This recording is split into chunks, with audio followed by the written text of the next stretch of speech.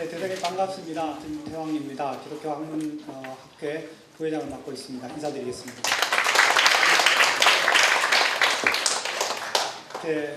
가을날에 이 신앙의 동역자들이 모여서 이렇게 학자의 삶 속의 선교적 만남이라는 그 주제로 오늘 같이 토론하고 또 새로운 결의를 하고 또 그 실천을 위한 발걸음을 함께 옮기자고 서로 손을 맞잡는 시간을 가지게 되어서 참으로 감사드리고 또 하나님께서 기뻐하시리라 믿어 의심치 않습니다.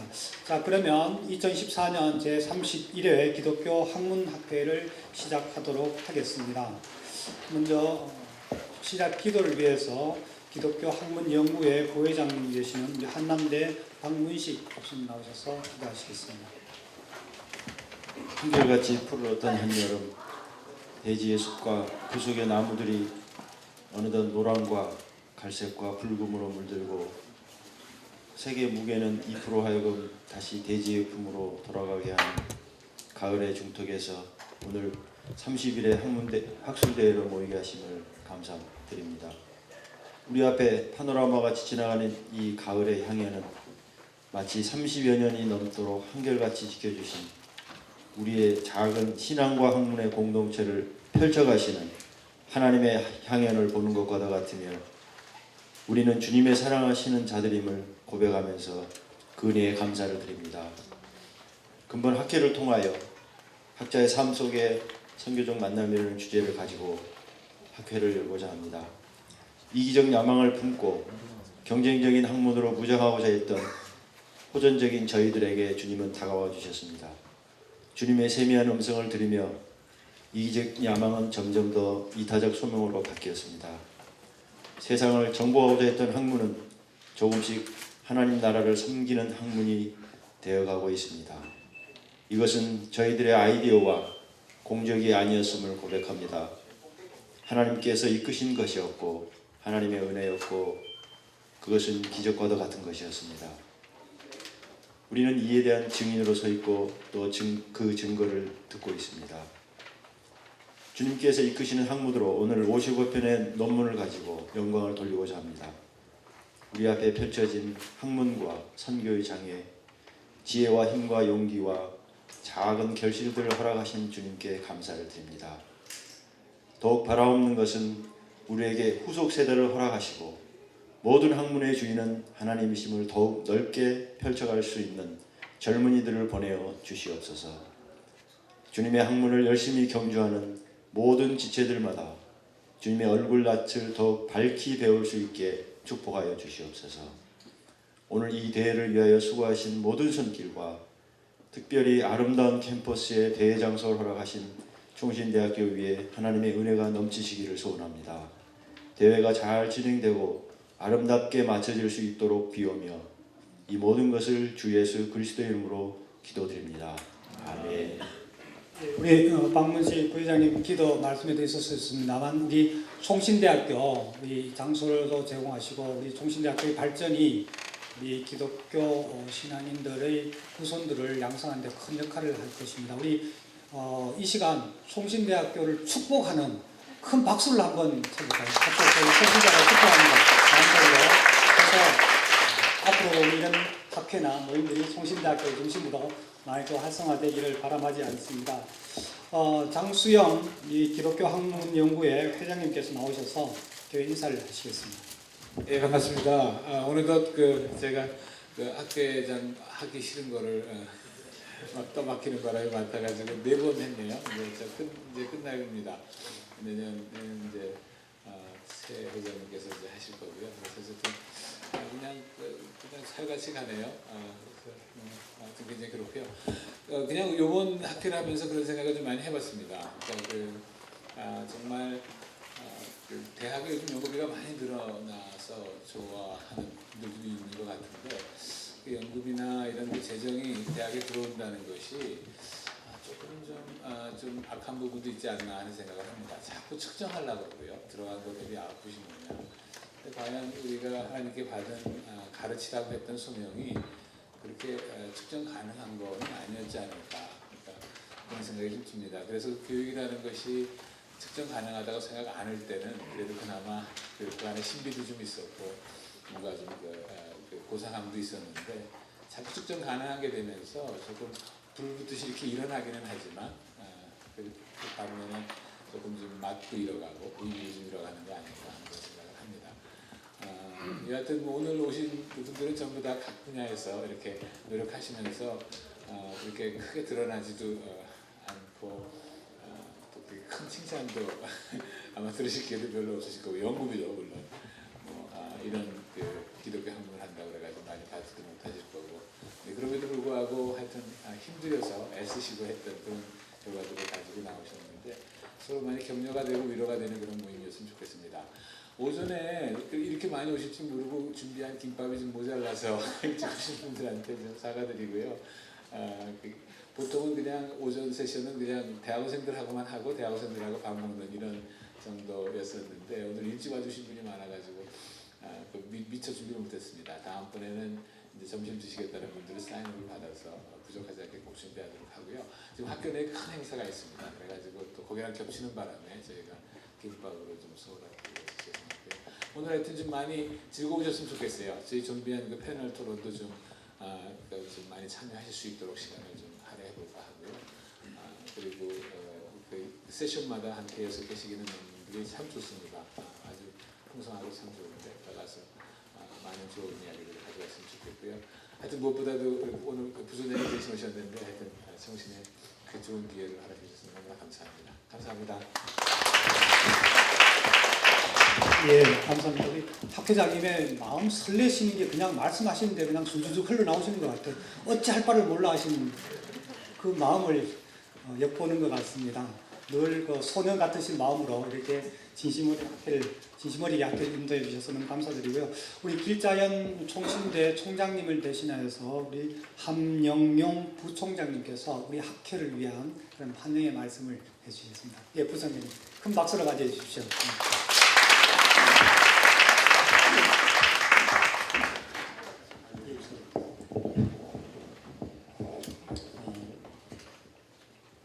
작아서 너무 이쁘고 앙증맞은 저희 총신대학 사랑 캠퍼스에 오셔서 너무 감사드리고요.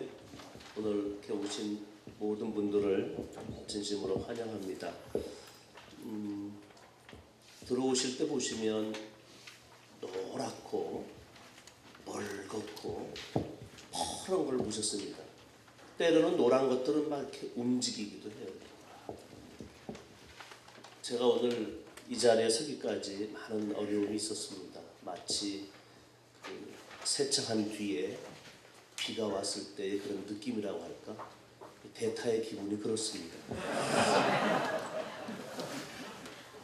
제31회 기독학문학회가 저희 총신대학에서 개최될 수 있도록 허락하신 우리 하나님께 먼저 감사의 말씀을 드립니다. 그리고 오늘 학회 모임을 주관하시는 기독교 학문연구회와 장수영 회장님께도 깊은 감사의 말씀을 드립니다. 가을 끝자락에 이 자연을 벗삼아서 좀 산으로 들러 돌아다니고 싶은 그런 호사를 누리고 싶은 유혹이 꽤 많으셨을 터인데 모두 물리치시고 학회 모임에 몰입하는 호사를 누려보는 것도 우리 학자들의 행복이 아닌가 싶습니다. 오전에 있었던 대학원생 세션 저에게는 매우 인상적이었습니다.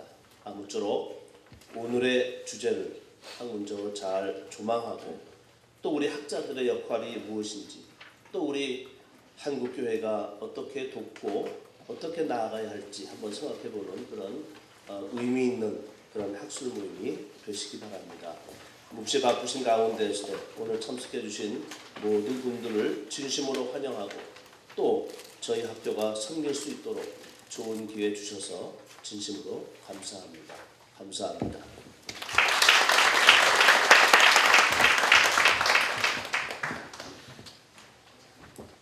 예, 감사합니다, 부장님. 예, 다음은 이 세로남 청년 우수 논문상 시상식을 갖도록 하겠습니다. 반갑습니다. 이 청년 기독교 학술 발표 논문상은 세로남 교회에서 후원해 오고 있습니다. 그래서 이름을 세로남 청년 기독교 학술 발표 논문상이라고 지칭하고 있습니다. 한 가지 양해의 말씀을 드리고자 합니다. 추계 학술 대회 때, 그러니까 오늘에 있는 이 학회 때에 지난 1년간 신앙과 학문에 게재된 우리 일반 학자들이 논문 한 편을 심사를 해서 별도의 심사를 해서 우수 논문상을 시상해 왔습니다. 해마다. 그래서 이번에도 약 30편의 논문이 그 심사 대상이 되었습니다. 그러니까 4개 호에 이르러서 지난해 3, 4호, 올해 1, 2호, 4개 호에 약 30편의 논문이 대상이 되었었는데 심사를 함에 있어서 공정성을 좀 더 높이기 위해서 심사 기간을 좀 느리게 되었습니다. 그래서 심사 기간을 한 4, 5개월로 늘려서 내년 춘계 학술대회 때 시상하기로 했습니다. 사실은 저희 불찰이 큽니다. 진행하는 과정에 있어서 그 만들어져 있는 매뉴얼과 그 심사하는 과정에서의 전달 사항에 약간의 착오가 있어서 공정성에 조금이라도 좀 의심의 여지가 없도록 하기 위해서는 여러분들께 양해를 구하고 동일한 기간 내에 동일한 논문 30편을 대상으로 하되 시상 시기를 내년 춘계로 늦추어서 공정한 심사에 의한 그런 학술상 시상을 하는 것이 학회의 권위를 유지하는 데 도움이 되겠다라고 해서 이렇게 회장님과 부회장님 이렇게 의논을 해서 편집위원장 의논을 해서 그렇게 결정하였음을 양해 부탁드리겠습니다. 그래서 내년 춘계 학술대회 때에 시상식을 하도록 하겠습니다. 아닙니다. 신앙과 학문에 게재된 논문은 1년에 한 번 있습니다. 추계 때만 있습니다. 그래서 내년에는 2번이 있게 맞습니다. 예, 내년에는 춘계 학술대회 때는 지난 3, 4호, 올해 1, 2호, 그리고 내년 추계 때에는 올해 3, 4호, 내년 1, 2호 네 번의 논문집에 게재된 논문에 대해서 아마 천문학적인 상금이 있는 걸로 알고 있습니다. 제가 아는 것이 늘 틀리긴 합니다만, 예, 그렇게 기대해 주시면 좋겠습니다. 그러면 이 문준호 총무님 나오셔서 광고해 주시죠. 안녕하세요. 제가 총무로 섬기고 있는 문준호입니다. 반갑습니다. 먼저 여기 장소 그리고 많지 않은 또 여러 가지 순서를 이렇게 섬겨주신 총신대 관계자분 여러분들께 진심으로 감사드리고 특히 오늘 환영사를 해주신 함영용 부총장님께 진심으로 감사의 말씀드립니다. 그러면 이상으로 광고를 마치고 장수영 교수님 나오셔서 진행해 주시겠습니다. 늘 일방적으로 듣고 질문하려고 그러면 시간이 없고 아쉽고 이런 것들이 있었던 것 같아요. 근데 저는 이제 좀 이런 교제의 시간이 됐으면 좋겠다. 교제도 그냥 교제가 아니고 뭔가 시작하는 우리 소장 학자들은 와서 거기서 힘을 얻고 또 그리고 이미 좀 어려움을 많이 겪고 있었던 좀 시니어들은 좀 위로도 얻고 서로 힘을 얻는 그런 시간이면 좋겠다는 생각에서 오늘 구상을 했습니다. 최태현 교수님이 하셔서 지금 제가 이거 의도적으로 이렇게 순서를 했는데요. 사실 인문사회, 과학기술, 그 다음에 기초, 응용 이래가지고 좌표를 제가 이렇게 해서 7분을 쭉 쓴 다음에 저쪽 끝에서부터 이제 이렇게 섞여서 오는, 그래서 좀 여러 가지 한 분 발표하시고 그 다음 분 넘어갈 때 이렇게 좀 뭔가 흐름이 있도록 그렇게 제가 의도적인 순서로 이렇게 했습니다. 그래서 제가 이제 질문을 4가지를 준비를 했습니다. 첫 번째 질문은 제가 그냥 한번 읽어드리고 이따가 또 질문을 하도록 하겠습니다. 첫 번째 질문은 나의 학자로서의 삶이 하나님 나라의 확장, 이거 어디 프린트 나가진 않았죠? 네, 그러니까 제가 그냥 들으셔야 될 것 같습니다. 나의 학자로서의 삶이 하나님 나라의 확장에 사용된다는 생각이 드는 때는 어느 때입니까? 내가 하는 학문이. 또 나의 학문 분야에서 이게 기독교적인 학문이구나 라고 생각하신 적이 있습니까? 라는 때 그때를 갖다 좀 기억해 주시고 좀 나눠주십시오 하는 얘기인데요. 경우에 따라서는 사실 좀 또 이렇게 어떤 분야에서는 금방 또 떠오를 수 있지만 어떤 분야에서는 또 아닐 수도 있고 해서요. 그냥 넘어가실 수도 있을 것 같습니다. 그리고 한 2, 3분 정도씩 얘기해 주시는 거로 하고, 두 번째 질문은 어려웠던 기억들에 대한 걸 좀 이런 경우 좀 힘들었다 하는 얘기, 그리고 그것을 극복하셨던 이야기, 그 다음에 이제 바랄 만한 게 있다면 세 번째 질문은 이제 앞으로 전망하는 얘기를 좀 나누고, 그 다음에 마지막으로 이제 우리 그 후학들에게 권하고 싶은 이야기를 이렇게 할 겁니다. 그래서 1시간 반 정도가 할애되어 있는데요. 가능하면 1시간 정도에서 이 패널 디스커션이 끝나고 그 다음에 플로어에서 질문도 하시고 참여하실 수 있는 기회를 좀 주도록 그렇게 한번 진행을 해보도록 하겠습니다. 소개를 좀 드려야 되겠네요. 연변대학교에서 김기희 교수님 소개드리겠습니다. 연변대학교에서 한국어, 이제 한국어는 하나님 나라고 어떻게 살려야 될까 하는 얘기를 좀 나누실 테고요. 지금은 이따가도 말씀하시겠지만 지금은 연변대 좀 약간 몇 년간 못 들어가시게 됐답니다. 이따 사진 한번 들어보시도록 하죠. 그 다음에 구본급 교수님이십니다. 한밭대 신소재공학과시죠. 뭔가 좀 냉탕온탕 같은 느낌이 벌써 드시죠? 한국어과 교수님, 신소재과 공학하시는 교수님입니다. 그 다음에 배조숙 교수님, 경영학 고려대학교 경영학과, 기독교 경영연구원 지금 원장이시고요. 하여튼 여러 가지 아마 오늘 재밌는 이야기, 경영은 또 뭔가 이런 생각도 좀 하나님 나라에서 생각해 보게 되는데요. 그렇고요. 그 다음에는 우리 손명도 교수님, 사회복지. 그리고 여기 정신 교수님 두 분 중에 한 분이시고요. 그 다음에 정혜영 교수님, 유아교육과 마지막으로 우리 서울대학교 천문학 우정학 교수님, 최근에 재밌는 책 쓰셔가지고 아주 베스트셀러 하신 것 같은데 상당히 유명인이 되셔서 연예인 비슷하게 인물도 잘생기셨지만 우정학 교수님이십니다. 그러니까 천문학까지, 국어서부터 천문학까지 아마 가면서 넘어갈 때 비슷하게 이렇게 뭉쳐있기도 하고 다른 분야로 이게 인문사회에서 과학기술을 갖다가 그 다음에 응용 분야로 갔다가 순수 학문으로 왔다리 갔다리 하게 좀 제가 이렇게 구성을 해봤습니다. 먼저 그러면 우리 김기 교수님 여기 잠시 몇 년 쫓겨나신 얘기도 해도 좋고요. 아까 이제 잠깐 식사하면서 나눴을 때, 언어학은 국어는 하나님 나라를 위해서 일하는 게 굉장히 어렵지 않더라. 첫 번째 질문에 대한 답으로 좀 해주시겠습니다. 연변과학기술대학의 한국어과 김기일 교수입니다. 반갑습니다. 이런 패널에 참여할 수 있도록 해주셔서 감사하고 백분 토론 이런 건 많이 봤는데 직접 이렇게 얘기할 수 있는 기회를 주셔서 감사합니다. 중국에 간 거는 1996년에 한국어가 처음에 생길 때 교수가 없다고 해서 갔었습니다. 그러다가 거기에서 한국어 학생들 이 중국에 22개 학과가 조선어 학과였습니다.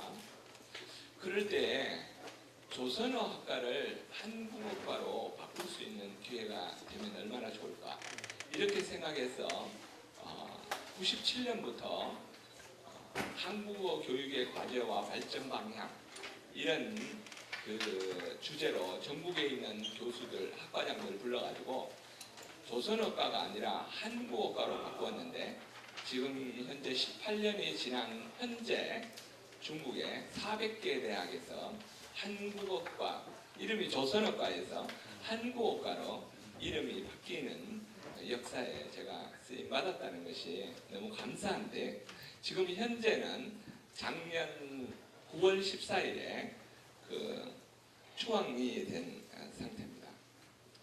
그래서 갑자기 한국 오니까 굉장히 당황하고 이랬는데 한국산업대학교에서 초빙 교수로 불러주셔서 거기에서 지금 삶과 글쓰기라는 과목을 가르치고 있습니다. 그래서 중국에서만 18년 동안 완전 차이니즈들 한국어 처음부터 기억 니은부터 가르쳐서 한국 문화까지 다 가르치는 일을 하다가 또 한국에 있는 학생들을 이렇게 가르치는 내용은 비슷한데 그 학문하면서 그 안에 복음이 어떻게 들어가야 되는지에 대해서는 조금 더 다른 분들도 얘기하고 더 나누도록 하겠습니다. 그러니까 한국어가 이제 한국어라는 말이 조선어라는 말을 조선어과라는 말을 대체했네요. 그것도 좀 재밌는 일이고 이따 좀 한번 그거 하고 다시 쫓겨난 얘기는 안 하셨는데 이따 또 다시 돌아가면 들으시도록 하시죠.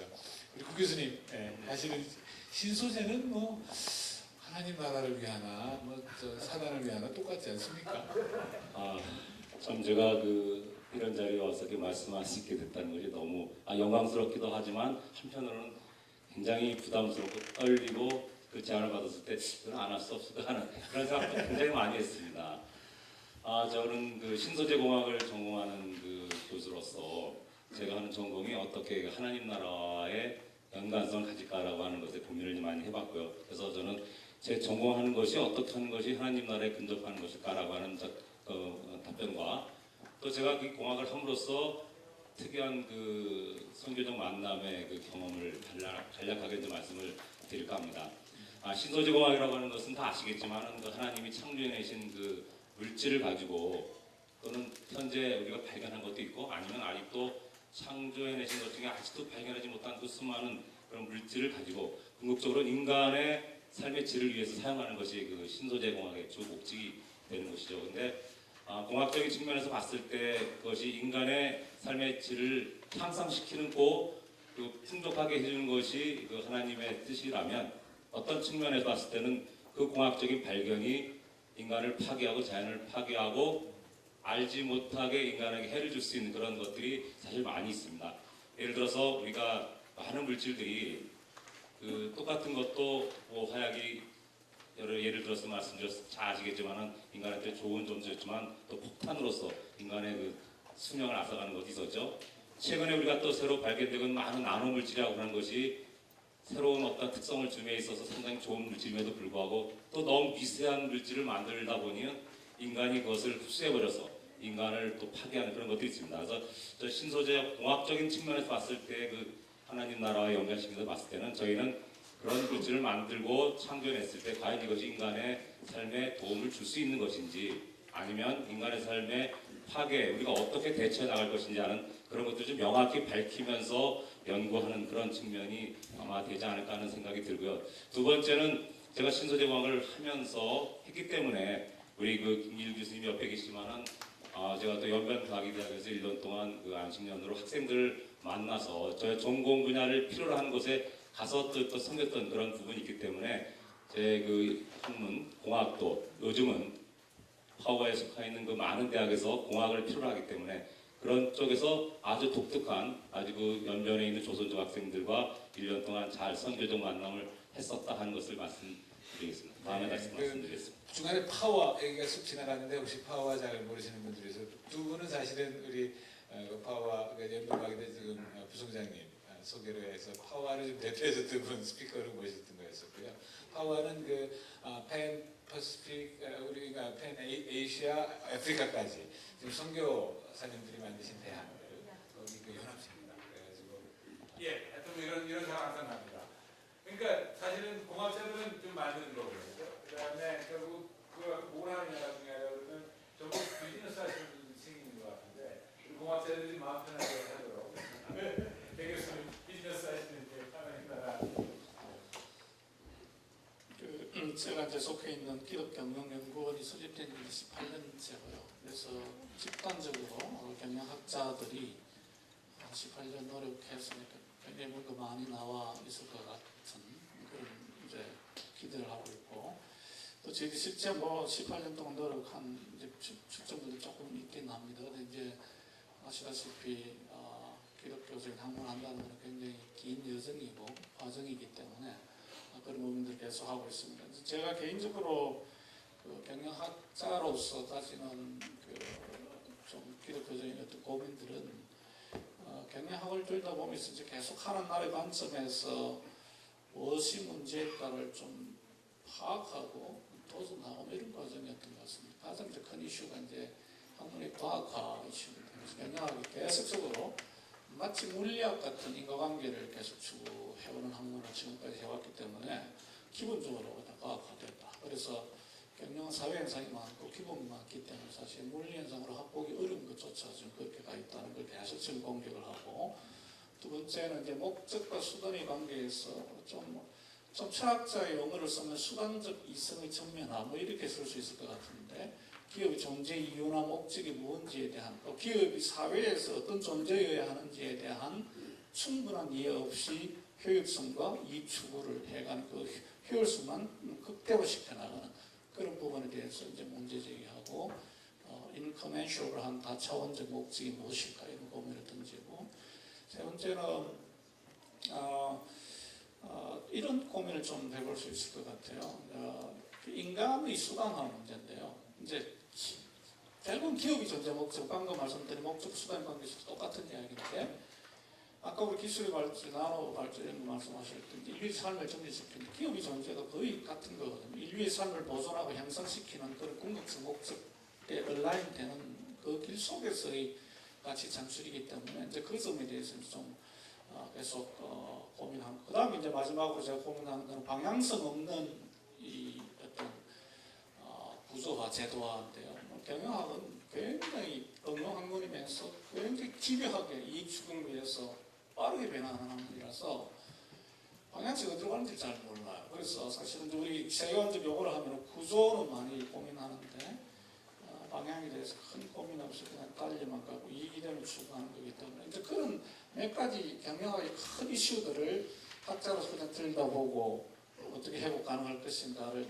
제안하고 해서 거의 기존의 학문에 있는 사람들과 그냥 계속 소통하는 과정인데 볼 수 있습니다. 네, 오늘 말씀하신 내용들 좀 어려웠다는 데 좀 있었죠. 이따가 질문도 좀 해주시고 하여튼 굉장히 중요한 말씀 많이 해주신 것 같아요. 방향성이라는 얘기가 하셨고요. 그 다음에 지금 현재 가고 있는 학문에 대한 비평도 해주셨고 대안까지도 질문이 대한 제시해 주셨는데 저도 보충 설명을 일단 듣기로 하고요. 사회복지는 원래 기독교가 아니었습니까? 그러니까 사실 좀 쉬우시죠? 아니면 힘드십니까? 예, 쉬울 줄 알았는데 하면서 점점 어려운 감을 느낍니다.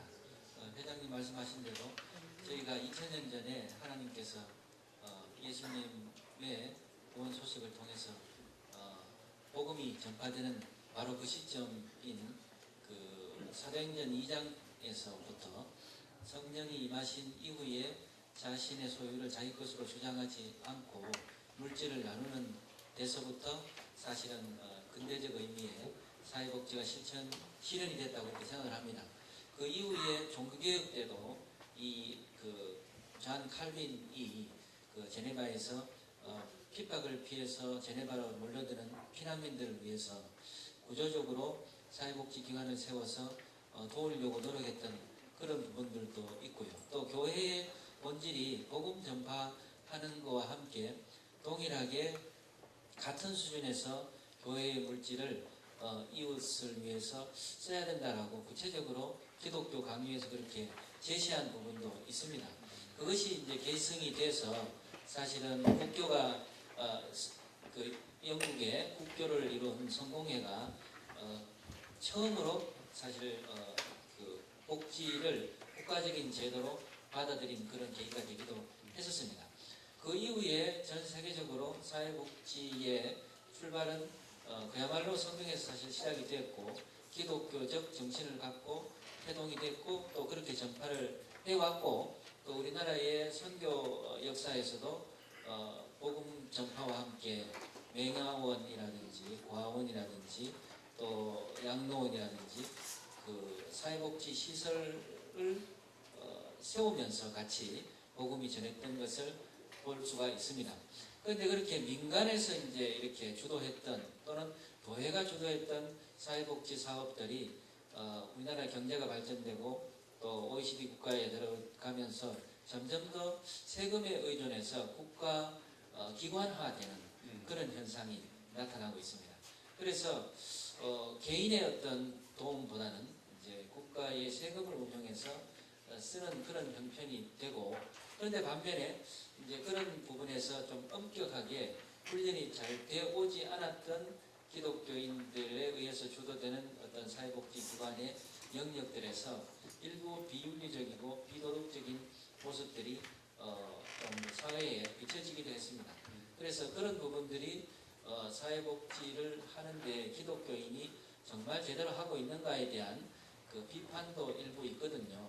그래서 하나님 나라에 주님 주신 그 사역의 일부분으로서 정말 잘 제대로 하면 좋은데 그런 미흡한 부분들이 좀 있어서 할 수 있으면 학문적인 부분에서나 아니면 실천적인 부분에서 좀 논의하고 고민해야 될 부분들이 있지 않는가 그렇게 생각하고 있습니다. 그러니까 사실은 우리 기독교인들의 활동으로 출발되었지만 지금 바람직하지 않은 부분들이 좀 있고 회복해야 될 부분이 많다 이렇게 말씀하시네요. 네. 어떻게 그리고 아까 공적인 그런 영역이 확대되면서 문제들이 복잡화됐다는 얘기도 있다가 조금 여쭤보죠. 그게 어떤 의미로 말씀하시는지. 그 유아교육은 좀 어떠세요? 그 교수님 평생 정말 기독교 학문의 모델로 앞장서가시는데 그 하나님 나라를 위해서 내가 지금 하고 있다. 그런 분이 있습니다. 여기 우리가 그 대회 학술대회 제목이 학자적인 삶 속의 선교적인 만남이기 때문에 그런 부분에서 잠깐 말씀을 드리겠습니다. 이제 우리가 학문을 하는데 기독교적으로 한다고 했을 때 그 내용을 기독교적으로 통합하는 것도 굉장히 중요하지만 특별히 교육 분야에서는 실천적인 분야가 굉장히 중요한 것 같습니다. 그래서 제가 이게 참 필요하고 하나님이 기뻐하시는 일이겠구나 라는 것을 느끼는 것은 제가 그 2001년도부터 이제 각 나라의 교육을 필요로 하는 곳에 가서 교사 교육을 했었습니다. 그래서 우리나라에는 너무나 교육자들도 많이 있고 특별히 또 기독교 교육 쪽에는 교회 교육을 위해서 전문가들이 많이 있기 때문에 그렇지 않은 이제 좀 동남아라든가 또는 아프리카 같은 데는 사실 그 기독교 교육이 발달되어 있지 않고 또 교사 교육도 제대로 되어 있지 않은 곳이 굉장히 많이 있습니다. 이제 하나의 예를 들면은 캄보디아 같은 경우에는 한때 폴포 정권이 들어섰을 때에 그 지식인들을 다 죽였기 때문에 여러분들이 아시다시피요. 그래서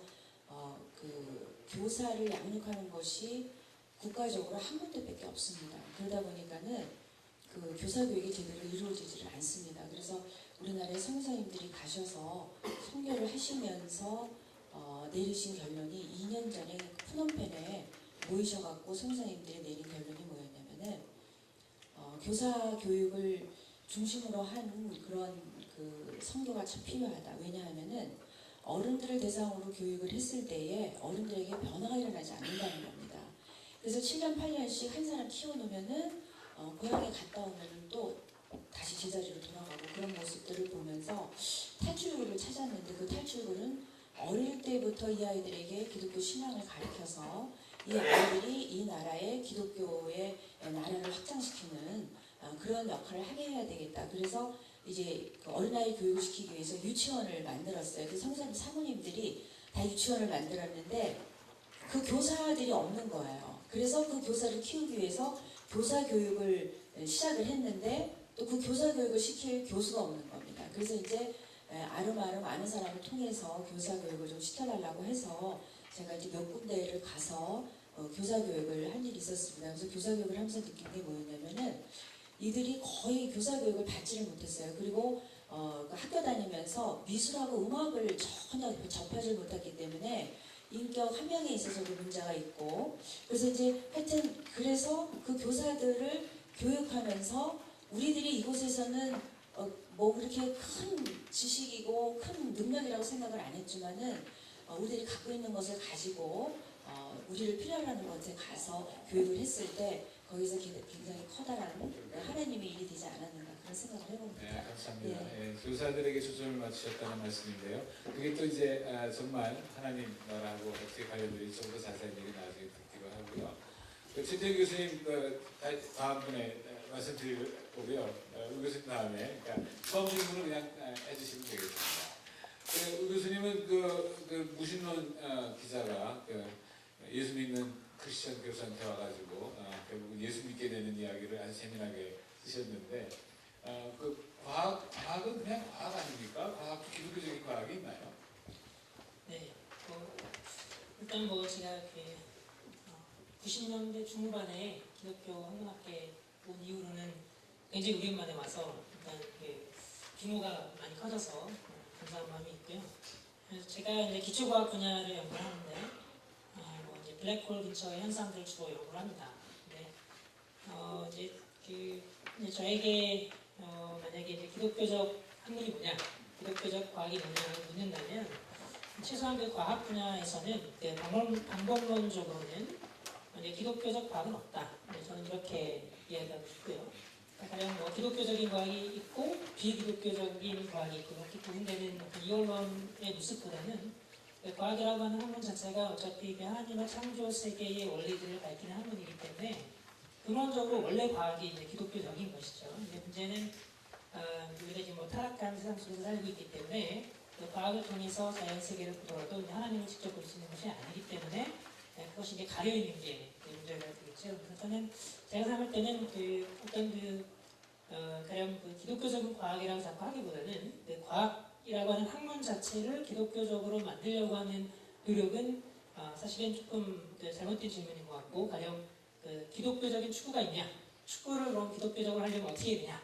사실은 그 축구의 그 규칙을 정확하게 지키면서 반칙하지 않고 열심히 하는 게 사실은 굉장히 기독교적인 걸 수 있는 것처럼 과학도 사실은 그런 면이 있고, 우리가 좀 일반 은총의 관점에서 과학이라고 하는 그 학문을 하는 그 우리 학자의 삶이 하나님 나라의 어떤 그 기능을 담당하는 걸로 보는 것이 오히려 바람직하고, 그런 의미에서 이제 기독교적 과학이라고 한다면 과학보다는 과학을 수행하는 그 주체, 학자, 그 과학자의 삶이 이제 기독교적이 돼야 하는 것이죠. 그렇죠. 예. 그런 면에서 저는 이제 기독교적인 과학은 주체적으로 이제 기독교적인 면을 규정해서 그러면 어떻게 넌 크리스찬하고 다르게 크리스찬들이 그런 과학을 좀 어떻게 다르게 할 거냐. 이 문제를 오히려 이제 질문을 던지고 해야 된다고 보고요. 근데 거기에는 그 어떤 그 연구 주제라든가 동기, 연구 태도, 연구의 결과를 해석하는 것, 그 학자가 자기 삶을 조명하는 부분, 그런 그 다양한 부분에 대해서 우리가 좀 고민할 내용도 있다고 생각하고, 그런 이야기들, 예, 그렇죠. 그런 얘기를 조금 해보면 좋을 것 같습니다. 네, 하죠. 교수님 근데 하나 궁금했던 게 케플러가 궤도 타운 궤도를 접근한 다음에 이거를 이제 하나님이 몇천 년을 기다리셨다. 이 궤도를 보는 거. 그러니까 말하자면 한마디로 얘기하면 하나님께서 그 궤도를 만드신 다음에 지으신 분 중에 제가 처음 봅니다. 이제 이런 얘기인데 그것도 찬양 아닌가 생각했거든요. 어떻게 생각해요? 그렇죠. 제가 생각할 때는 그 시편 기자가 고백한 것처럼 하나님의 영광 선포하고 풍창이 그의 손으로 하시는 일을 나타내는도다. 과학 자체가 찬양할 수 있는 그렇죠. 노래 부르는 거죠. 네네. 네. 문제는 이게 모든 사람한테 보이는 게 아니니까요. 그거를 우리가 이제 반증 방법에서도 꼭 자연세계에 하나님이 계심이 분명한데 왜 하나님을 믿느냐 이렇게 접근하면은 제가 볼 때는 문제가 있습니다. 왜냐하면 눈이 가려져 있는 사람이기 때문에. 그래서 그런 부분을 이제 과학을 하는 사람들은 어떻게 해석해서 이것이 과학이 원래 그 하나님의 창조 세계를 밝히는 것이다 라는 것을 해석해서 끌어내서 이렇게 전달해 줄 것인가, 이런 고민이 실천적으로 더 많이 필요하다고 생각합니다. 그렇겠네요. 예. 철학은 뭐 거의 다 반기독적이다 이런 그런 말씀 있잖아요. 쓸데없는 철학을 버리고 분비물로 여기고 뭐 이런 얘기들이 많이 있어가지고 철학자로서 분배물이 아니라 배설물인가? 죄송합니다. 제 머릿속에 배설물 그리고 분비물이 생각이 나요. 분배물은 괜찮더라고요. 우선 죄송하고요, 늦어서. 이제 기독교 우선 철학을 하는데 어려움이 뭐냐면 이제 결국은 이론만 가지고 사람이 철학을 하는 게 아니더라고요. 그래서 이제 이 자기 삶을, 제가 오늘 늦은 거는 시간 관리를 잘 못해가지고 늦었는데, 결국은 그 삶과 같이 어떻게 철학적인 사고나 학문이 가느냐 의 문제인 것 같아요. 그걸 통합해 주는 게 정말 신앙이고, 그래서 이제 저는 신학대학원에서도 가르치는데 이제 신학 교수님들이 아직도, 제가 15년째 가르치는데 아직도 기독교 철학에 대해서 비판하시는 신학 교수님들이 꽤 있으십니다. 장로교와 이제 신학 대학원 중에서도 결국은 그런 것 같아요. 그러니까 사도 바울이 말씀한 것처럼 모든 사상을 어떻게 그리스도에게 사로잡아서 이 모든 인간의 개념과 판단과 이 추리를 하나님을 위하여서 사용하는가, 그 문제인데, 거기에 대해서 그게 많은 우리 목회자들이나 신학자들은 좀 불가능하다 또는 어렵다라고 보시는 것 같아요. 반면에 이제 크리스천 철학자들은 그게 가능하다. 어떻게든지 하나님이 우리에게 이성과 경험 능력도 주셨기 때문에 이걸 잘 사용해서 하나님의 뜻에 맞게 사용할 수 있다라는 그런 가정을 가지고 하는 거고, 또 이제 비판적으로 보시는 분들은 그게 불가능하다. 철학과 신학이나 신앙은 항상 평행선을 그을 수밖에 없다. 이제 그런 두 가지 입장이 우리 교회 내에도 있는 것 같아요. 저는 원래 이제 그 철학에서 해석학이라는 걸 했는데, 현상학과 해석학이라는 걸 했는데, 한국에 와서 돌아와서 제가 독일에서 공부를 했고요. 철학 박사라고 돌아와서 제가 부닥친 문제가 많은 저의 모델과 스승이 있음에도 불구하고 제가 이 배운 현상학이나 해석학을 기독교적으로 어떻게 사용하느냐, 여기에 대해서 제가 좀 자신을 갖지 못하고 한계를 좀 느꼈어요. 왜냐하면 자꾸 예를 들면 뭐 하이데거나 가다모나 또 제가 박사 논문을 쓴 빅베르를 따라가는 것이 기독교 철학은 아니다, 이렇게 생각이 들었어요. 그래서 저는 또 제가 신학대학원에서 가르치면서 신학을 공부하게 되었기 때문에 제가 배운 신학의 기초 위에서 다시 한번 기독교 철학을 만들어보자, 이런 마음에 좀 결심을 했습니다. 근데 그게 좀 성공적이셨던 것 같아요. 그거를 지금 실험하면서. 아직 성공하지 못했고요. 지금 과정 중에 있습니다. 뭐 어떤 비결이 있습니까? 그런 문제를 부딪힐 우리 후학들이 꽤 있을 것 같은데, 예. 어떤 어려움이고, 사실 그게 두 번째 질문인데요. 두 번째 라운드로 돌까 싶어서 어떤 어려움이 있고, 그걸 어떤 좀 비결, 어떤 그런 어려움에 부딪혔을 때. 그러니까 새로운 어떤 뭐 제가 가지고 있는 그 개혁주의 신학, 그 신칼빈주의 신학에서 아브라함 카이퍼로부터 이제 영감을 받은 그 신학에서 결국은 원리적으로는 배울 수 있는데, 이 세상의 일반 은총을 사용해서 모든 과학이나 철학이나 예술이나 문화의 어떤 개념이나 이론을 사용해서 우리 기독교의 세계관적인 틀 안에서 변형을 시켜서 그것을 이론화해야 한다는 그 원리는 충분히 이해하는데, 이제 실제로 그걸 제가 하는 게 어려운 거죠. 그래서 저는 그 개혁주의 신학의 원리에 위해서 제가 예술의 문제라든지 과학의 문제를 이렇게 접목시켜서, 그러니까 저는 어쩔 수 없이 신학적인 반성과 철학적 이론을 같이 접목시켜서 할 수밖에 없는데, 그게 굉장히 어렵더라고요. 그래서 지금도 진행합니다. 뭐 어떻게 좀 비결이 없어요? 지금 하면 여기도 예술, 제가 기억하기로는 우리 대학원생 모임에도 뭐 무용하는 분도 있고. 저는 예를 들면 예술에서 포스트 모더니즘에 주목을 하는데요. 보통 우리 보수적인 기독교에서는 포스트 모더니즘을 주로 적대적으로 봅니다.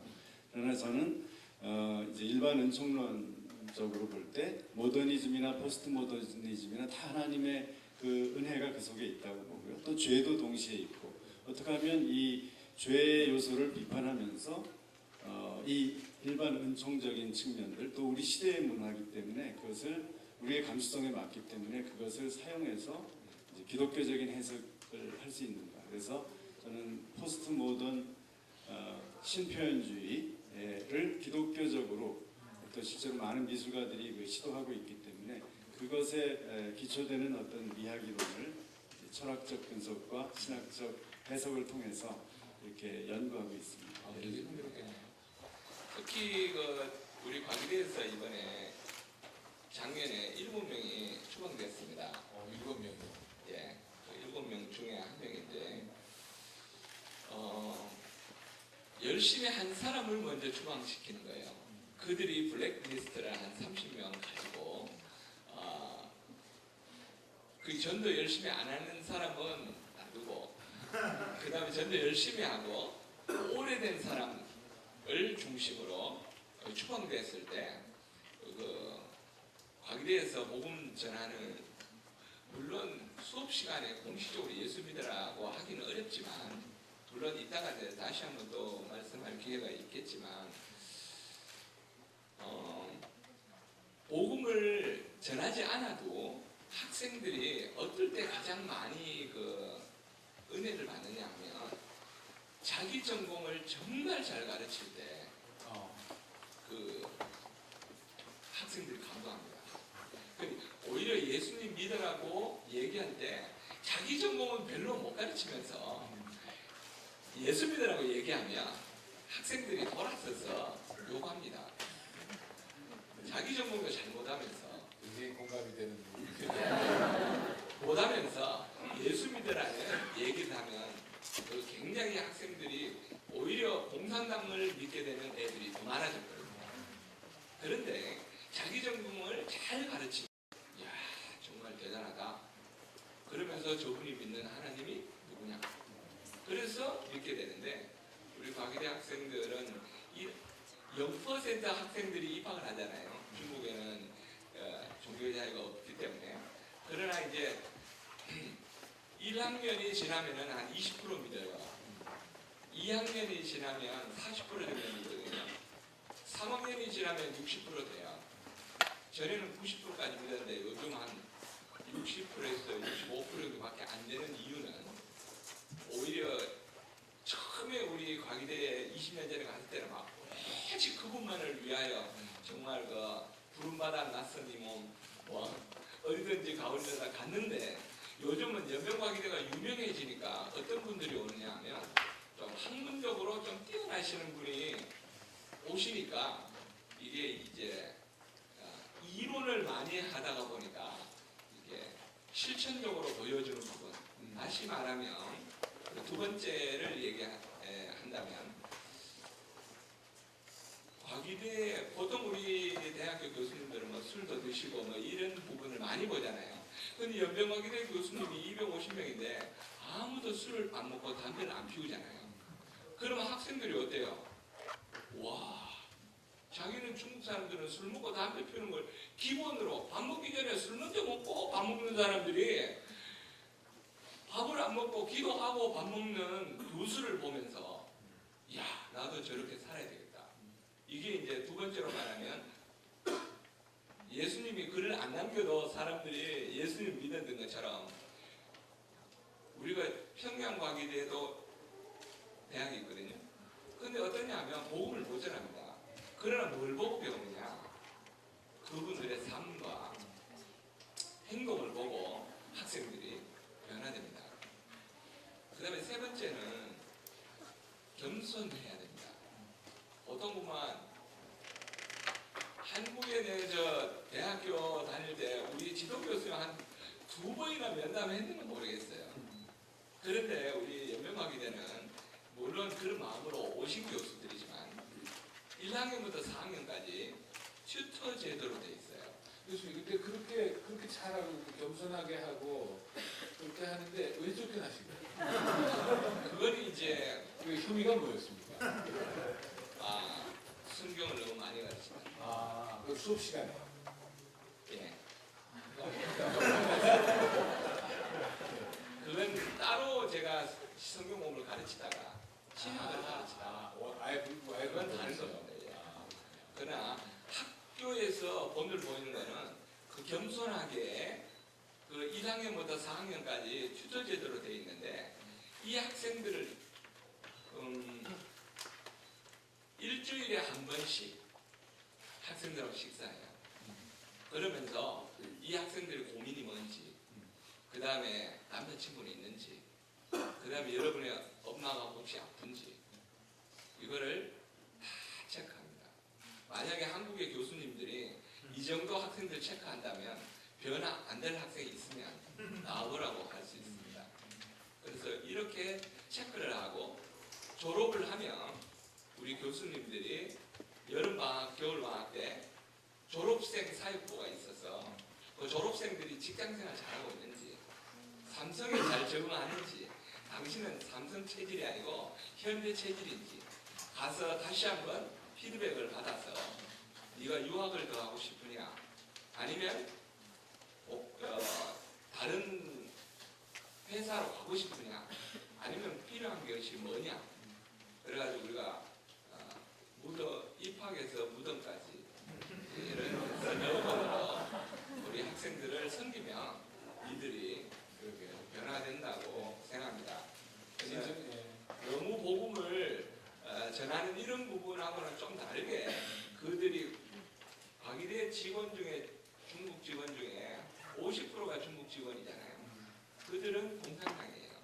그러니까 그런 사이에서 복음을 전해야 되니까 굉장히 어려움이 많고 그들도 볼 때 블랙리스트를 갖고 있고 우리도 그 영성사역부가 있어가지고 얘들은 공산당이냐 얘들은 얼마만큼 변화되었느냐 그래가지고 A, B, C, D를 매겨놨어요.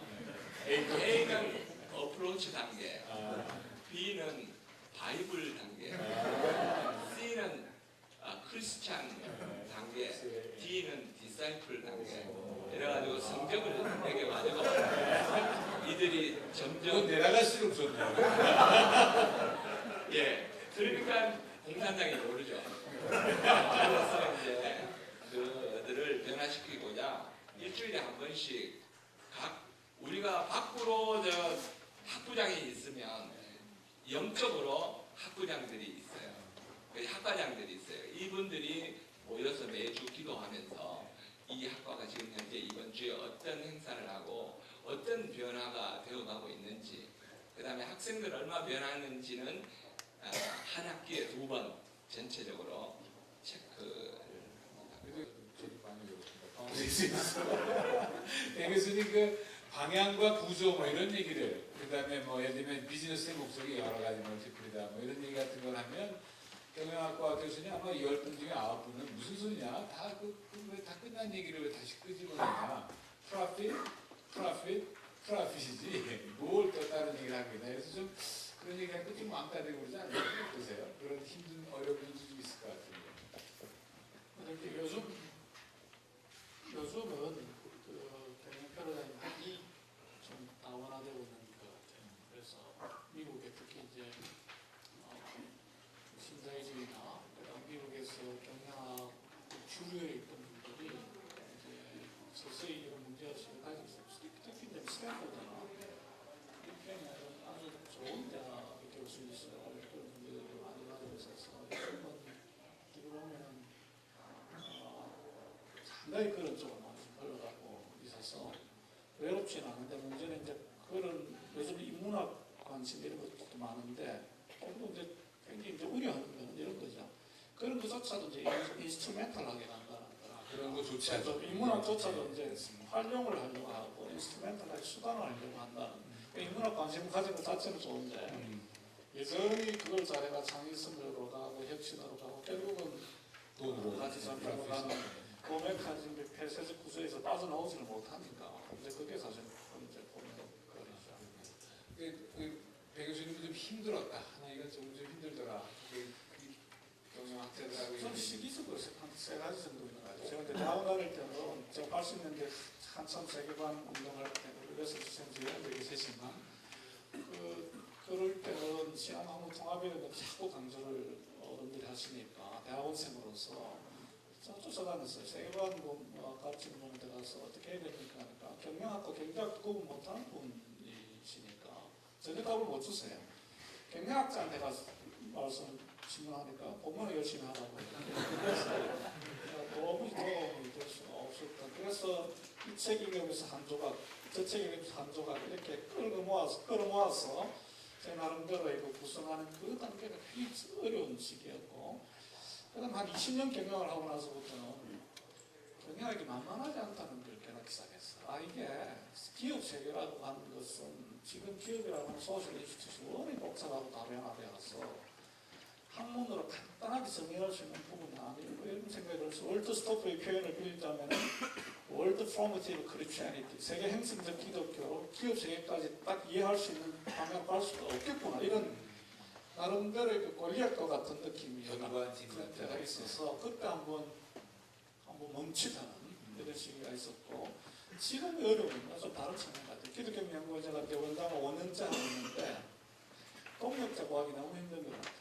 주니어 교수님들이 너무 쓴다고 전혀 이런 거 관심 없고 그 다음에 세계관 관심 없고 내 공부 열심히 하고 너무 많이 쓰면 된다는 좀 다시 회귀를 하고 있는 그런 시점이 지금 되어서 정말로 진정성 있는 학자를 찾아보기가 어렵고 그 고민이 지금 다시 시작돼서 조금 제 시기별로 좀 다른 고민들이 있었던 것 같습니다.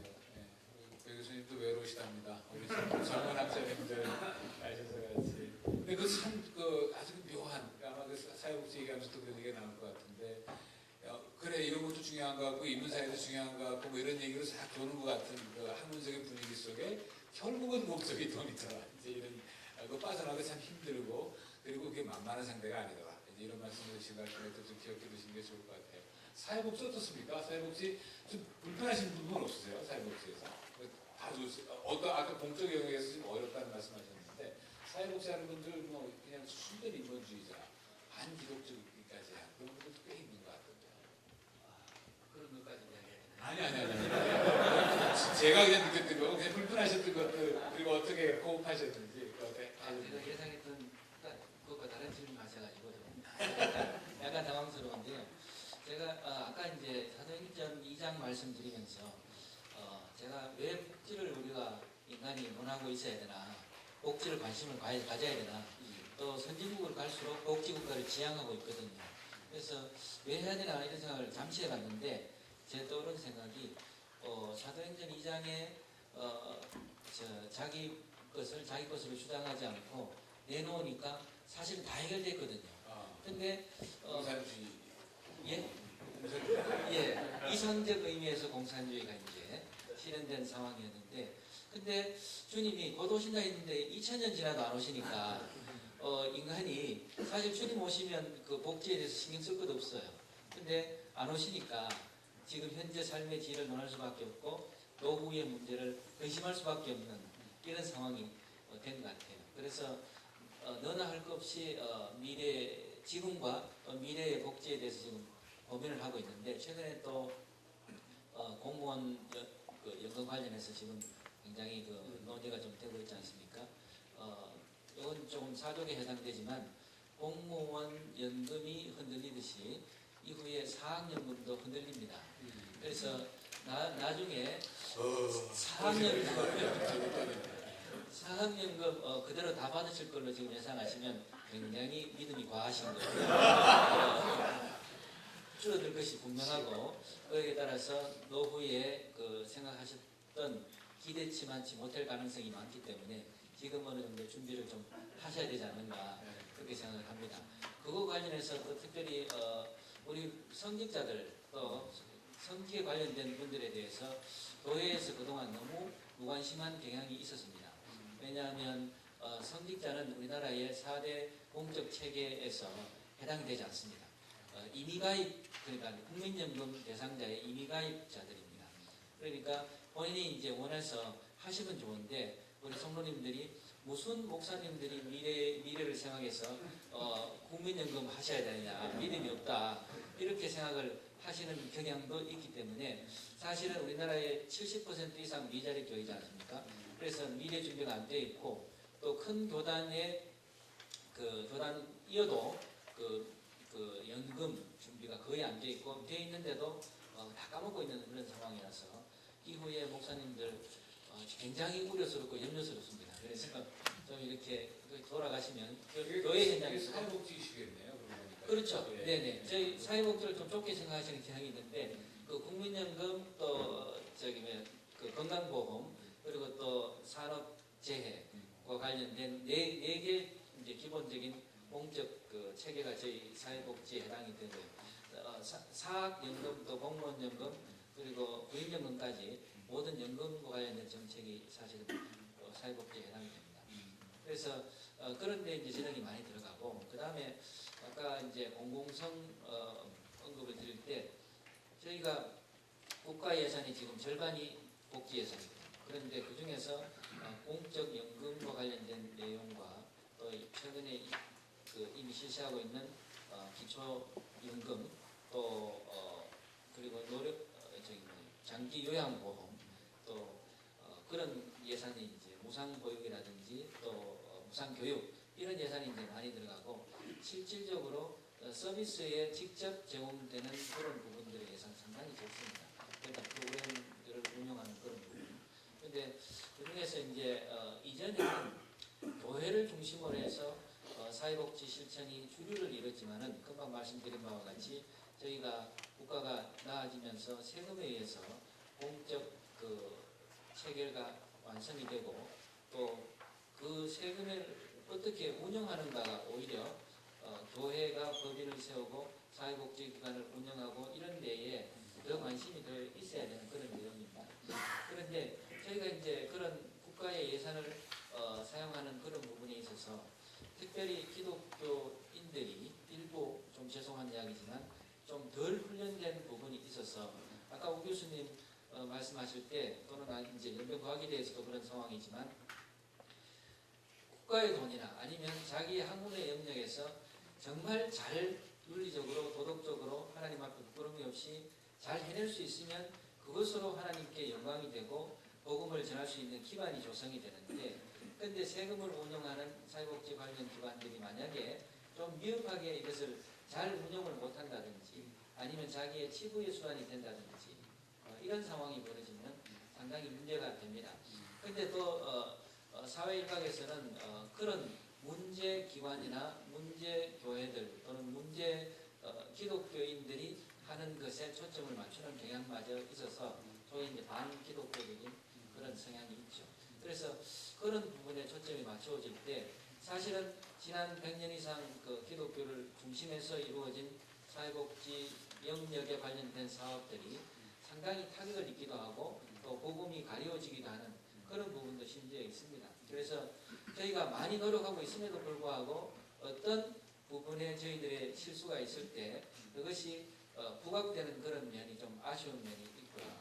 그럴 때일수록 사실은 또 더 잘해야 되겠다라는 생각이 사실 듭니다. 기대가 또 큰 거죠. 교회나 예수 믿는 사람들한테 대한 기대가 크니까 뭐좀 이랬다고 욕먹는데 욕먹는 내용들을 보면 참 심한 것들이 좀 많이 있습니다. 그러니까 욕안 먹고 룰을 잘 지킨다 하는 것도 굉장히 중요한 거고 지금 말씀해 주신 그런 영역 같은 거 그러니까 우리 그 목회자나 연성자들을 위한 연금 노후 대책에 대한 그거는 지금 고령화 사회의 크리션으로서 던져야 될 질문이고 뭔가 대책을 마련해야 되겠네요. 현재는 거의 안 되죠.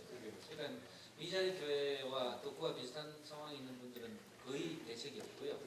그리고 사실은 또 이제 어느 성장된 교회라 할지라도 교회에서 지금 현재 받는 그 사례의 70%를 이후에 이제 제공하도록 그렇게 교회법은 마련되어 있지만 교회법은 성경법이 아니기 때문에 믿음의 교인들의 상황에 따라서 언제든지 폐기될 수 있거든요. 그래서 그런 부분에 대해서 조금 더 신경 써야 될 부분이 있는 거죠. 특별히 이제 여성 교육자들이나 아니면 전임이면서 담임이 아닌 경우 이런 분들은 노후에 대한 준비가 전혀 안 더욱더 되죠. 그렇겠네요. 그래서 그거에 대한 그 자료도 조사하고 그 프로파일도 만들어가고 하는 일 자체가 기독교적인 사회복지 한 부분 될 수 있습니다. 예. 네. 정 교수님 그 유아교육 쪽에는 인본주의자들이 굉장히 설심이 섰습니다. 거의 아주 견고한 진 아닙니까? 경건지죠. 네. 네. 어떨 때 support 어떻게 이겨냈어요? 그러니까 이제 제가 교육을 하면서 어려움 느낀 걸 몇 가지로 나눠보면은 교수님 말씀하신 것처럼 일단 그 인본주의자들이 견고한 진이기 때문에 사실 우리가 기독교 교육을 한다고 했을 때는 기독교는 하나님의 주권을 인정하는 거잖아요. 그러면은 교육에 있어서도 하나님의 주권을 인정해야 되는데 모든 거의 대부분의 이론들이 인본주의자들의 이론이고 또 그 이론에 의해서 인격이 형성된 교사들 또는 예배 교사들을 가르쳐야 되기 때문에 그것이 굉장히 어렵다는 겁니다. 그래서 이런 부분에 있어서 그야말로 그 달걀로 바위를 치는 것 같은 그런 느낌을 가질 때가 굉장히 많이 있어요. 그 전략을 교사에다가 초점을 맞추셨어요. 그래서 커리큘럼 만드는 쪽으로 하실 수 그러니까는 있었어요. 이제 저는 이제 대학에서 학생들을 가르치니까 학생들을 대상으로 하고 또 이제 재교육으로 교사들을 또 교육을 하니까는 교사와 학생들을 다 대상으로 하는 거죠.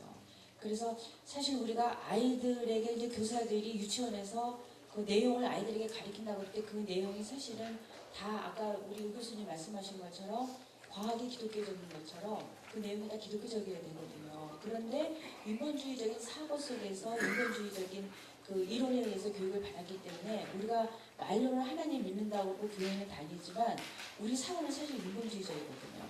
그런데 학문을 기독교적으로 하려니까 거기서 부딪히는 벽이 굉장히 큽니다. 예, 그래서 그것도 어려움이 있고 또 하나의 어려움은 또 뭐냐면은 이제 유치원 교육과정이 이제 누리과정이라고 해서 국가에서 이제 나왔어요. 그러다 보니까는 2012년도부터 아이들 등록금을 이제 22만 원씩 1인당 보조를 해줍니다. 그리고 교사들의 봉급도 이제 보조를 해주거든요. 그러다 보니까는 그 누리과정의 핵심이 뭐냐면은 교육은 중립이다.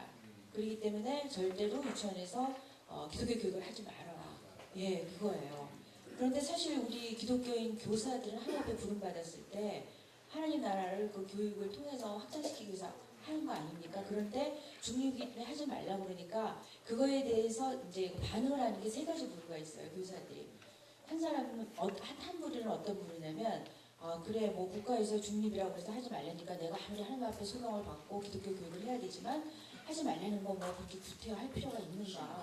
예, 그래서 이제 안 하는 사람들이 있고 그 다음에 이제 기독교 교육을 하려면은 일반 교육 과정에 대해서도 분명하게 잘 알고 있어야 되지만 기독교적인 것도 알고 있어야 되잖아요. 그러니까 일반적인 거 플러스 기독교적인 거 같이 공부해서 통합을 해야 되는 노력이 있습니다. 그러니까는 그것이 이제 힘들죠. 그러니까 게을러서 못하는 경우도 있는 거죠. 이게 훨씬 더 많아지는 거죠. 그렇죠. 예, 그래서 그런 어려움 때문에 이 국가에서 교육이 중립이기 때문에 기독교 교육을 하지 말아라. 그래서 이제 평가를 받지 않습니까? 그러면은 그 국가에서 나온 평가 기준에 의해서 하다 보니까 종교적인 거, 기독교적인 거 들어가면 전부 빼라 그래요. 예. 그래서 그것이 앞으로 우리 기독교인 교사들이 넘어야 될 산이 아닌가 이제 그런 생각을 하게 됩니다. 그래서 그런 면에서 어려움이 있고요. 그다음에 아까 여기 쭉 교수님도 외로움을 말씀하셨는데 그 기독교 세계관에 의해서 학문을 할 때 따라오는 사람이 많지 않다라는 말씀을 하셨어요. 근데 저는 다행히 기독교 대학이 있기 때문에 그래도 학생들이 많이 있지만 그래도 사실 기독교 학문을 공부를 해놓고 현장에 가서 가르칠 만한 장소를 찾기가 또 쉽지가 않습니다. 예. 그러다 보니까 참 순수한 마음으로 하나님 앞에 기독교 교육을 하겠다 하고서 기독교 세계관을 위해서 학문을 한다고 왔지만 그것을 펼칠 수 있는 장이 없기 때문에 중간에 또 없어지는 학생들이 있어서 그런 것들이 참 어려움으로 남습니다. 사실은. 예. 한 번만 더 교수님 후에 이제 마지막으로 돌아야 될 것 같습니다. 이렇게 한 말씀드리고 그래서 프로에서 기회가 같이 있도록 하겠고요. 교수님 그 물리학, 천문학 하시면은 다들 노벨상 그런 쪽으로 가는 연구를 하지 뭐 무슨 쓸데없는 책을 썼냐 뭐 주변에 그렇게 막 이렇게 수모를 주시는 분 없으세요? 그러니까 뭐 일반적인 시각에서 보면 과학을 하는 사람이 이제 과학을 해야지 왜 의도를 하냐 이런 얘기가 있을 수 있을 것 같습니다. 그 분위기가 학문적인 분위기에서는 뭐 그냥 뭐 TV 인터뷰라든지 너무 대중적인 책을 쓴다든지 이런 것들을 별로 안 좋아하는 분위기 있는 것 같고요. 특히 과학에서는 이제 기독교인이다 그러면은 일단 이제 색안경을 쓰고 보는 것이 있는 것 같습니다. 우리 기독인이 과학을 할 수 있는가? 네, 그렇죠. 이제 기독교라고 하는 그 단어가 주는 이미지가 상당히 이제 과학을 부정하는 이미지고 그리고 뭐 우주나 뭐 지구나 이런 역사를 좀 부정하는 견해들이 기독교 안에 많이 있기 때문에 이제 그런 것 때문에 그런 게 그런 서름을 당할 경우가 이제 꽤 있고요. 그거는 이제 이력이 나서 별로 큰 문제는 아닌 것 같은데 이제 좀 더 그 학문을 하는 그 실천적인 면에서 어려움이 있다면 이제 아까 말씀드리기로 이제 기독교적인 과학은 없다. 그러니까 과학 자체는 과학의 방법론을 따르는 거지만 과학을 하는 과학자가 이제 기독교적이어야 되는데 기독교적이라는 말이 사실은 그 뭐 포도나무 대신 그 예수께 연결된 가지로서 끊임없이 그쪽에서 힘이 와야 되는 거잖아요.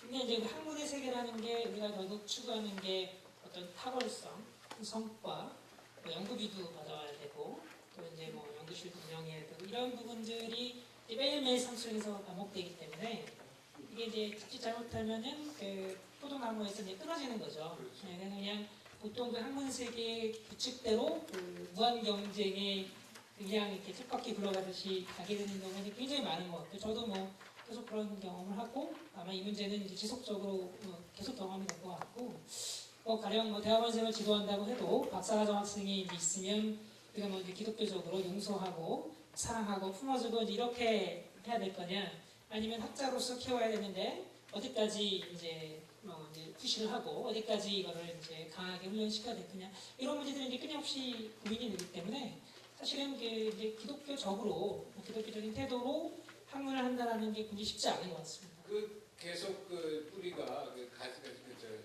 그 줄기 붙어 있는 가지 얘기를 하셨는데 그거는 좀 유약한 학자의 모습처럼 비춰지지 않습니까? 그 뭐 혼자서 그 이제 독립된 스칼라로서 살아가야 되지 않나 뭐 이런 얘기를.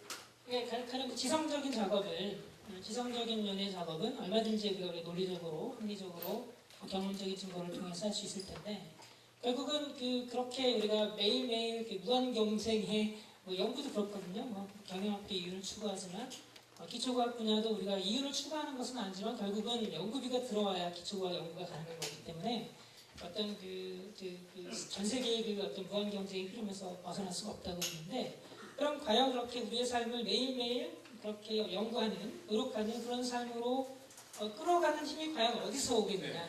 가령 노벨상 말씀하셨는데 일반 학자들이라면 내가 이 연구를 통해서 좋은 성과를 내고 한번 내 이름을 드러내리라, 역사에 남기리라 이런 동기가 있을 수 있겠죠. 근데 그 동기는 결국 그 힘이 약할 수밖에 없다고 보고요. 오히려 이제 어떤 창조 세계 안에 담겨 있는 지식에 대한 어떤 탐구, 어떤 하나님에 대한 어떤 동기가 오히려 이제 크리스천들에게 세상 사람들이 갖지 못하는 어떤 근원적인 힘을 줄 수 있지 않냐. 저는 이렇게 생각하는데요. 그게 이제 자주 오지는 않는 것 같고 저한테 네, 그런 부분을 이제 쥐고 이제 계속 가야 하는 게 아닌가. 이런 면에서 결국엔 혼자 되는 건 아닌 것 같습니다. 다들 동일한 얘기 하시는 것 같은데 결국은 그렇게 세상의 흐름과 다르게 어떤 다른 동기를 가지고 보는 크리스찬 학자들이 서로 좀 네트워크가 되고 서로 격려하는 어떤 게 있어야죠. 네, 그런 부분들이 결국은 우리가 기독교적으로 한번할 수 있게 하는 어떤 가장 중요한 디딤돌이 되지 않을까 생각합니다. 공동체가 굉장히 중요한 것 같아요. 저는 학문이 이렇게 쪼개진 거가 좀 사람적이고 그냥 우리가 모여서 분야가 다른 사람들이 모여서 얘기한다면 훨씬 더 기독교적이 되는 생각을 한 적이 있습니다. 마지막으로 조금 짤막하게 제가 두 번째 라운드 갈 때 좀 너무 늘어졌었거든요. 짤막하게 어떤 소망이 있으신지 미래를 3번 4번을 그냥 묶어서요. 이게 정말 가야 될 것 같아서 내가 이런 거 갖고 신문하고 있고 그 다음에 지금 시작하신 분들이 있다면 철학 분야 혹은 과학 분야, 교육 분야 이런 것들 좀 하시면 좋겠고 이런 부분이 힘들 텐데 힘내십시오 하는 그런 얘기를 하고 한 2분 내지 3분 정도로 쫙 한번 돌고 나면 한 20분 정도 드릴 수 있지 않을까. 그렇게까지는 안 될지 모르겠네요. 한 15분 정도 풀어갈 시간이 있을 것 같습니다.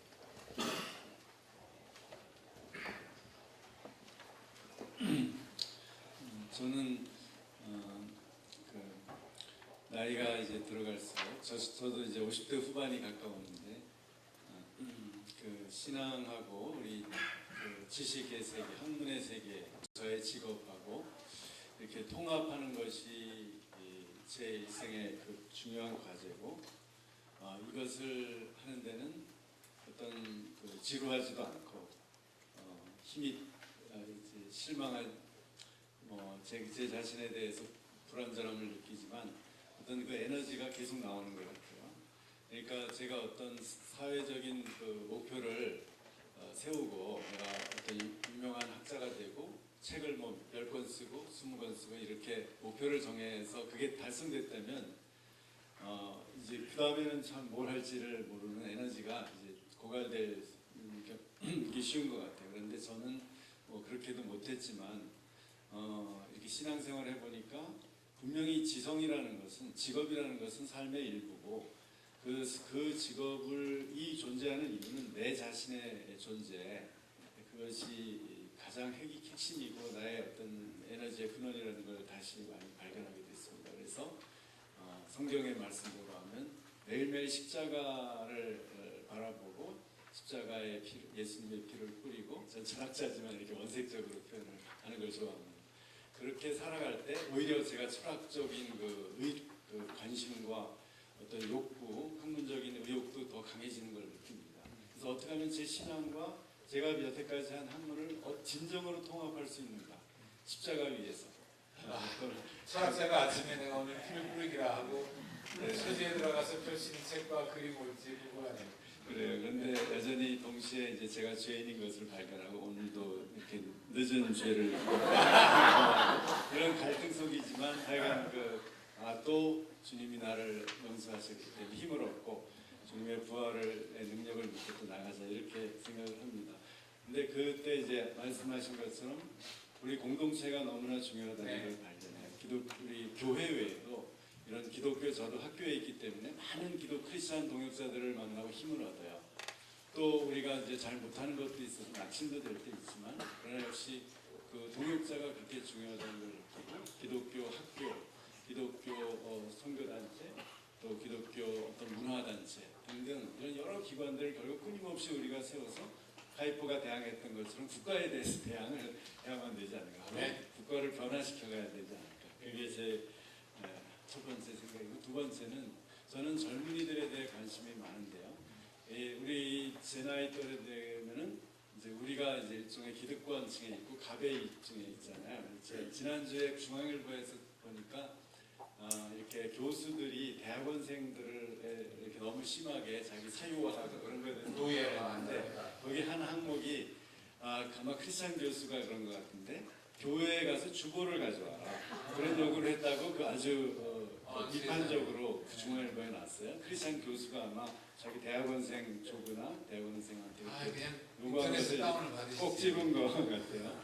그러니까 이제 그런 식으로 하면은 안 되겠다는 거죠. 저는 교회에서나 이 학교에서나 늘 청년들이나 대학생들을 대하기 때문에 그들의 문제 제기와 그들이 기성 세대나 우리 기성 크리스천들에 대한 또 교수들에 대한 그 비판들이 있고 문제 제기가 있는데 그걸 좀 경청해야 될 것 같아요. 그래서 이제 저는 마지막 꿈이 있다면 북한에 가서 다음 세대 그 북한 청년들 그들과 같이 이렇게 끝까지 가는 참 좋겠다는 멋있네요. 생각이 듭니다. 북한에 열린에 가서 철학 김규 교수님도 그 소망 때문에 좀 짤막하게 해주셔야 될 것 같아요. 왜냐하면 네, 좀 알겠습니다. 플로우의 시간을 너무 못 드리면 너무 아쉬우실 것 같아요. 예. 3일 만에 나가라고 할 때 정말 얼마나 힘들까 그랬는데 한국에 와서 카톡으로 여보 너무 힘들지 않나 아내 놔두고 내가 혼자만 나왔거든요. 너무 힘들지 않냐고 미안하다고 하니까 그래도 우리는 카톡 할 수 있지 않나.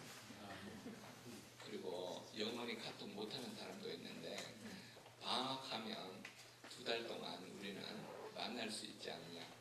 그리고 저는 나오고 아내는 그 전문가증을 간호사니까 그 학교에 그 의무실에 간호사로 지금 있고 딸 둘이 거기에서 지금 있습니다.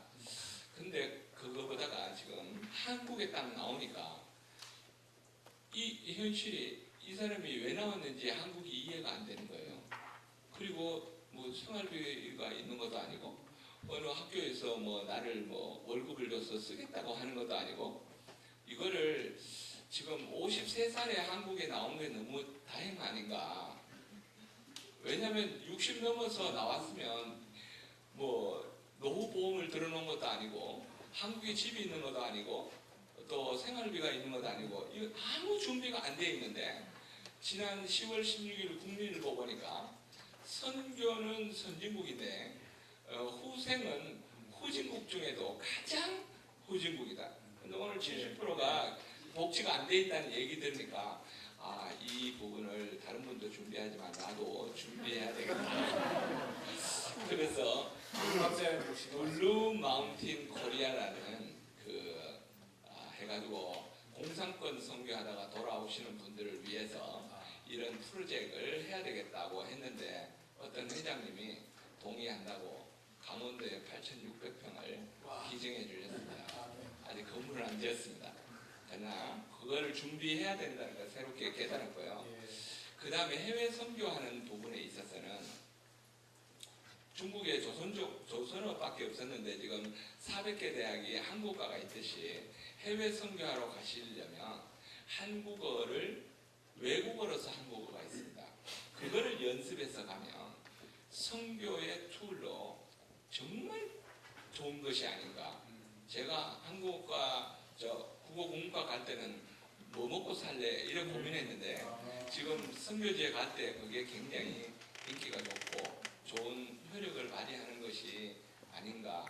그리고 제가 한국에 와서 갑자기 아무것도 없는데 어떻게 생활해야 되는가.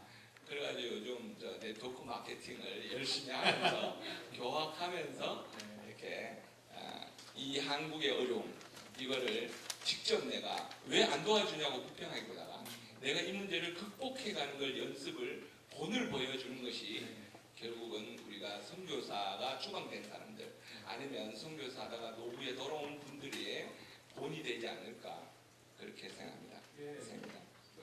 지나간 얘기였지만 내가 고통을 어떻게 겪거나 그걸 보여준다고 말씀하신 게 저는 그게 십자가 아닌가 싶은 생각이 듭니다. 저는 이제 공학도로서 그 다짐을 한다면은 제가 연구하고 또 그 가리키고 하는 것들 가운데 그 인간의 어떤 삶의 질을 높이는 쪽으로 가느냐 아니냐 이거에 대한 명확한 기준을 가지고 이제 가면서 학생들한테 이제 그걸 전달해 줘야겠다라고 하는 부분이 제가 계속 평소에 그 하는 부분이고요. 아무리 다른 어떤 연구비로 유혹을 한다 할지라도 그것이 과연 옳지 못한 것이 써 있는 것이라면 그걸 좀 피하는 쪽으로 돼야죠. 공학을 선택해야겠다라고 하는 것하고 그다음에 또 한 가지 이제 그 우리 교수님께서 말씀하셨지만은 사실 한국어가 또 나름 그 선교지에서 많이 쓰임이 있었다면 공학 또 역시 선교지에서 많이 쓰임의 그 요구가 있지 않나 하는 생각이 듭니다. 그래서 사실 파워의 그 강성태 교수님이 저를 특별히 자리에 보낸 것은 그 저희 한 회원교가 한 10개, 비준 회원교가 한 10개 되는 그 파워의 그 수진국들 우리가 6.25 이후에 그렇게 후진국이었던 곳에서 이렇게 된 것도 그 외국에서 선교사들이 와서 교육시켜준 것이었다면 그것을 갚을 수 있는 것을 지금 하고 계신 그 파워의 그 많은 그 대학이 대부분이 실용학문과 관련된 그런 쪽이고 특히 공학 쪽에 많이 그 필요하고요. 특히 저 공학하는 사람들이 모여서 나눔 기술이라든가 적정 기술을 통해서 후진국의 그 사람들을 그 도움는 그러니까 복음을 직접적으로 전하지 않더라도 삶 속에서 그런 공학을 실천해가면서 그분들한테 줄 수 있는 그런 것도 있듯이 그런 그 기회가 되신 분들이 계시다면은 좀 그런 곳에 가셔서 한 번쯤 그 가르쳐보는 것도 굉장히 의미 있는 것일 것 같고 개인적으로 저도 1년 동안 있으면서 사실 주는 줄 알고 갔는데 사실 제가 많이 받고 이것이 평안이구나 하는 것을 바쁘면서 왔었던 것이 있기 때문에 다 말씀드리 못하지만 너무나 좋으신 분들 그 도움 속에서 기도 속에서 그 지냈고 했던 것이 너무 좋았기 때문에 마지막으로 또 공학도로서 저희 전공을 펼친 또 앞으로의 기회가 또 온다면 또 그런 기회를 갖지 않을까 하는 그런 또 생각도 해보면서 말씀드리도록 하겠습니다. 예. 그 질문하신 분들 준비하십시오. 조금 더 짧게 해주시면 좋겠습니다. 그 연구 측면에서는요, 저 기경원하고 저하고 같이 공동을 가지고 있는 꿈은 우리가 수천 명의 경영학자들을 뭐 그냥 싸우기보다는 끄들고 싸우기보다는 기반 연구, 경영 철학, 그다음 기업 윤리, 그다음 기업 신학, 그다음 자본 이해 이렇게 4가지 정도 기반 연구를 충분해서 공신력을 얻는 거예요. 그래서 모든 경영학도들이 이 연구 결과들을 좀 활용할 수 있는. 연구비는 많지 않죠. 많지 않습니다. 그거는 상당히 우리 과제입니다. 그래서 향후 10년 후에는 그런 공신력 얻는 그런 기반 연구, 그다음 교육 측면은 저는 개인적으로는 이제 경영의 철학 지혜 과목을 개설해서 앞으로 가르치고 있고, 그다음에 이제 우리 기독경연구원에서는 기독경영학회를 각 경영대학에 만들어가지고 학생들 키우는 작업을 하고 있어서 저는 그걸 조금 디벨롭해서 교육하는 그런 연구를 하고 있습니다. 저도 기술철학 하려고 그래요. 그 철학이 굉장히 좋은 제가 계시지 하여튼 좋은 소재고 기독교적인 가슴이 좋은 것 같습니다. 예, 아까 말씀드린 저는 우리나라의 정책 분야, 그러니까 연금, 건강, 재해, 또 실업, 그리고 기초생활 보장제 등은 국가 주도형입니다. 근데 사회복지 분야에서 민간 주도형으로 우리나라가 재편하고 있는 이미 해온 내용이 주로 개인들이 갖고 있는 어려움들, 또 노후의 시간을 보내는 문제, 또 그리고 장애인들의 어려움들 이런 것들을 직접 서비스하는 것을 민간 기관에 위탁을 맡겨서 국가가 서비스를 제공하도록 그렇게 하고 있거든요. 그런데 민간 기관에 위탁을 맡길 때 그 위탁을 받는 주체는 기독교도 될 수 있고 또 불교도 될 수 있고 또 원불교도 될 수 있고 천주교도 될 수 있습니다. 그런데 우리나라 초기에는 주로 기독교가 그런 역할을 해왔는데 지금은 불교와 천주교가 상당 부분 역할을 많이 하고 있습니다. 그래서 수만 있으면 우리 교회들이 이 부분에 대해서 좀 관심을 가지고 적극적으로 민간 복지 부분에 전문적인 사역에 동참하는 기독교인들이 많도록 격려하는 그런 내용들이 좀 있었으면 좋겠고요.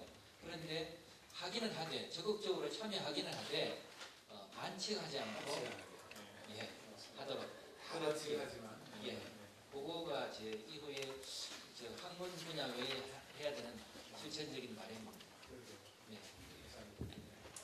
너무 답변들이 많이 나오네요. 이거 나중에 잘 정리해가지고 우리 그 홈페이지에다가 올려드리겠습니다. 질문 있으세요?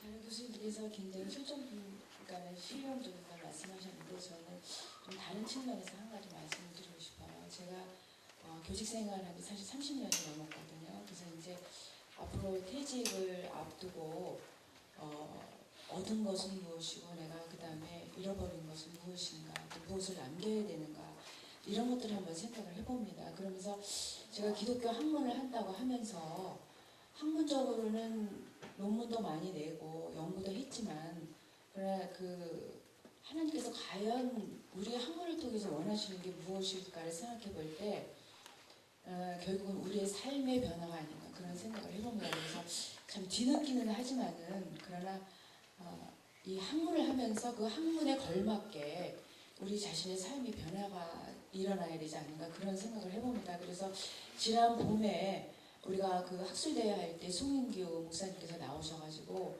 우리가 기독교 세계관 1980년부터 공부했는데 공부를 많이 했지만 왜 우리는 변화되지 않는가 이제 그런 말씀을 하신 게 기억이 납니다. 그래서 우리가 기독교 학문을 하는데 학문적인 측면에서의 이 연구와 더불어서 발전도 필요하지만 거기에 걸맞는 우리 자신의 삶의 변화가 우리에게 필요하지 않은가 그런 생각을 해봅니다. 굉장히 아픈 교수님인데요.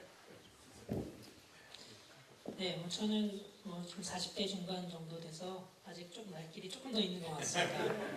제가 소망하는 건 이 두 가지인데요. 하나는 이제 그 과학자로서 그 살아가는 그 삶 자체가 저에게 이제 소명이라고 생각되기 때문에 그 어떤 그 하나님의 자연 세계를 연구하고 그것을 통해서 작은아마 하나님의 어떤 지혜를 조금씩 찾아가고 그런 일을 이제 계속 하는 것, 그냥 과학자로 살아남는 것 자체가 이제 하나의 소망이고요. 조금 더 적극적으로 표현하면 좀 더 과학자로서의 하나님 나라의 일을 하면 좋겠다. 두 번째는 이제 조금 다른 측면인데요. 그 과학이라고 하는 것이 상당히 이제 경이로운 세계고 상당히 많은 그 우리가 잘 모르는 지식의 세계들이 담겨 있는데 가만히 보면은 이것을 우리가 기독교인들이 많이 못 누리는 것 같습니다. 그러니까 무신론자들은 그 과학의 내용을 가지고 이제 뭐 소개하고 대중에게 소개하고 그러면서 자연스럽게 어떤 그 무신론적인 세계관이 거기 담겨 있는데 그러다 보니까 우리 이제 기독교인들은 이제 과학을 오히려 못 누리고 따져보면은 그 과학이 찾아낸 그 경이로운 세계가 하나님의 창조 세계이기 때문에 굉장히 억울한 일이죠. 그런 면에서 좀 그 과학자들, 그 크리스찬 과학자들이 과학을 좀 소개하면서 대신 그것이 하나님의 어떤 창조의 작품이다. 그렇게 해석하는 그런 방향으로 좀 과학을 소개하는 일들이 이제 굉장히 지금 시급하다, 필요하다 이렇게 생각하고요. 개인적으로 그런 부분들을 조금 하고 싶은 그 소망들이 좀 있고 그렇습니다. 크리스천 버전의 코스모스 같은. 그렇죠. 예를 들면 예. 멋있겠네요. 네, 이 정도 하고요.